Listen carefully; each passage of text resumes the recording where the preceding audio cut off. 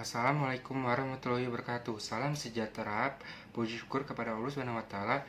Ibu sareng Bapak guru anu dipilhomat ku kuring, sadaya rerencangan abdi di Pekacina dina raragam mieueun 17 Agustus. Alhamdulillah anu nguntungkeun ieu urang sadayana tiasa ngayakeun pagepikeun mieling dinten bersejarah ieu. Kami salaku wawakin murid SMA Negeri 1 di Kota Bekasi dinten ayeuna dipasihan tugas ngadungikeun biantara ti rancangan perkawis disiplin. Tangtosna urang sadayana parantos terang sieun disiplin janten penting pikeun urang sadayana ngan pikir anu paling hese aya dina ngalaksanakaanna.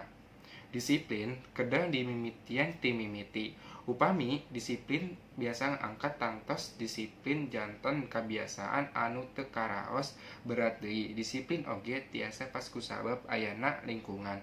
Upami lingkungan disiplin, warga masyarakat oge bakal disiplin. Kumaha contona? Naha sieun disiplin janten saimbang sareng lingkungan anu disiplin mimitian ti baju rapih.